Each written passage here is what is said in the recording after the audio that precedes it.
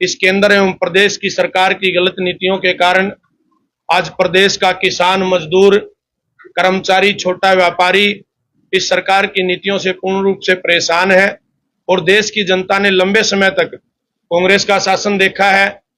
जिस तरह से कांग्रेस बंदरबाट करती रही, उसी नीति को आगे बढ़ाते हुए धन्ना सेठ और उद्योगपतियों के इशारे के ऊपर देश के गिरवी रखने का काम भारतीय जनता पार्टी ने उद्योगपतियों के हाथों में किया है। तो इस कड़ी में इस देश के अंदर एकमात्र ऑप्शन बचता है, वो बहुजन समाज पार्टी और राष्ट्रीय अध्यक्ष परम आदरणीय बहन कुमारी मायावती जी।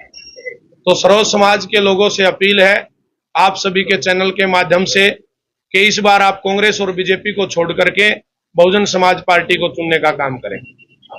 तो किस तरह से फाइट की जाएगी सर लोकसभा चुनाव में, क्या कुछ करना चाहिए, मुकाबला किसके साथ मानते हुए आप? देखिए, निश्चित रूप से आज इस देश के अंदर आज दो तरह की गठबंधन की बात हो रही है।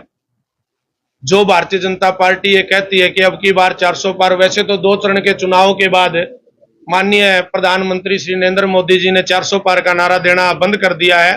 अब जो रैलियां वो कर रहे हैं, और जहां कांग्रेस की जहां बात है, जो गठबंधन के इंडी गठबंधन के नाम से जो चुनाव लड़ रहे हैं, अब इस देश के अंदर इन परिस्थितियों में इस सरकार के खिलाफ अगर अकेला चलने की किसी में हिम्मत है और इस सरकार को चुनौती देने की किसी में हिम्मत है, तो बहुजन समाज पार्टी की राष्ट्रीय अध्यक्ष परम आदरणीय बहन कुमारी मायावती जी में वो हिम्मत है।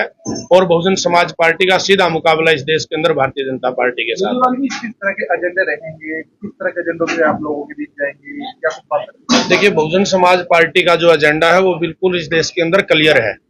बहुजन समाज पार्टी, भारतीय जनता पार्टी और कांग्रेस जो पार्टी है, जो चुनाव के समय अपने घोषणा पत्र के नाम के ऊपर मीडिया के बीच में बैठ करके एक दूसरे से ज्यादा झूठ बोलने की जो कोशिश कर रहे हैं और जो जनता को सबजबाग दिखाने की जो वो कोशिश कर रहे हैं। बहुजन समाज पार्टी का घोषणा पत्र भारत का संविधान है, और भारत का संविधान की नजर में प्रत्येक नागरिक इस देश का एक सम्मान है। शिक्षा, स्वास्थ्य, रोजगार के आज आप हालात देखोगे, हरियाणा प्रदेश के अंदर शिक्षा व्यवस्था नाम की कोई चीज नहीं बची है। हरियाणा के अंदर लाखों की संख्या में बैकलॉग खाली पड़ा है। जो हरियाणा सरकार ये कहती है कि कौशल विकास बोर्ड के नाम के ऊपर हमने युवाओं को रोजगार देने का काम किया है। इजराइल जैसे देश में जहां जिनके हालात घर के खुद ठीक नहीं है उस देश के, और वहां सरकार हरियाणा प्रदेश के काबिल बच्चों को विदेश में भेजने के नाम पर, कौशल रोजगार के नाम पर उनके भविष्य को ठगने का काम कर रही है। इसलिए बहुजन समाज पार्टी का जो एजेंडा है, शिक्षा, स्वास्थ्य, रोजगार, महिलाओं का जो सम्मान जो है, उस तमाम तरह के विषय, किसानों की समस्याएं हैं, मजदूरों की समस्याएं हैं, आज कर्मचारियों की समस्याएं, प्रत्येक क्षेत्र में निजीकरण सरकार ने करने का काम किया। तो बहुजन समाज पार्टी तमाम इन एजेंडों को लेकर के चुनाव मैदान में जाएगी। अब ऐसी क्या हालात हो गई है कि आप गठबंधन में भी आप नहीं शामिल हो रहे हैं, ओनली में भी आप शामिल नहीं है और अकेले आप चुनाव लड़ रहे हैं? देखिए, एक तो ऐसा है, बहुजन समाज पार्टी एक राजनीतिक पार्टी होने से पहले इस देश के सर्व समाज के गरीब, शोषित, वंचित, पीड़ित जो लोग हैं, उनकी एक आवाज का नाम बहुजन समाज पार्टी है। और बहुजन समाज पार्टी इस देश के अंदर सत्ता परिवर्तन के साथ साथ में व्यवस्था परिवर्तन की लड़ाई लड़ रही है। जो लोग इस देश की व्यवस्था ने हाशिए पे धकेल दिए थे, उनकी लड़ाई लड़ने का काम आदरणीय बहन कुमारी मायावती जी समय समय पे करती हैं। और रही बात गठबंधन की, बहुजन समाज पार्टी राष्ट्रीय पार्टी है और राजनीति में उतार चढ़ाव आते जाते रहते हैं। आज जो लोगों ने 10 साल तक इस देश में राज किया, कभी उनके 2 सीट होती थी, 1967 में उनकी 1 भी सीट नहीं होती थी। आप लोगों ने पूर्व प्रधानमंत्री श्रीमती इंदिरा गांधी जी का भी दौर देखा है, जब उनके खिलाफ लहर बनी और देश की जनता जब जो लोकतंत्र को बचाने के लिए खड़ी हुई, तो उनका कोई नाम लेने वाला उनकी पार्टी का नहीं बचा था। इसलिए बहुजन समाज पार्टी के पास गठबंधन के लिए लोग स्वयं चल के आते हैं।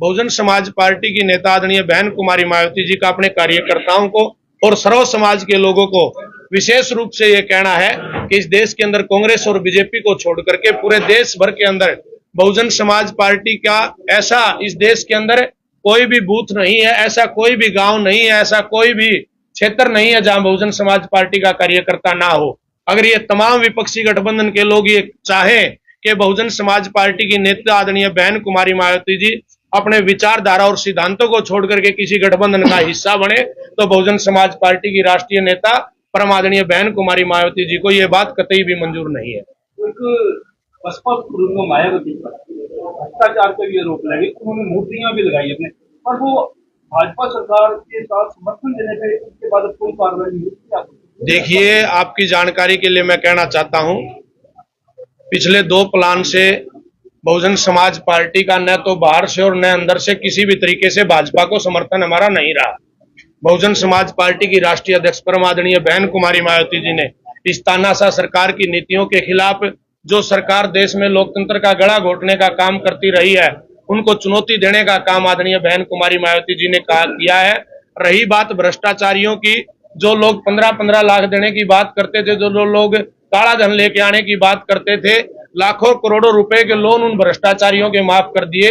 और मैं आप सभी पत्रकार बंधुओं के चैनल के माध्यम से मैं बताना चाहता हूं, बहुजन समाज पार्टी की राष्ट्रीय अध्यक्ष परम आदरणीय बहन कुमारी मायावती जी इस देश की एकमात्र ऐसी नेता हैं कि आजादी के इतिहास के बाद 100 से ज्यादा मुकदमे उनके ऊपर दर्ज हुए हैं और माननीय सुप्रीम कोर्ट ने क्लीन चिट दी बकायदा आदरणीय बहन कुमारी मायावती जी को सभी मुकदमों में।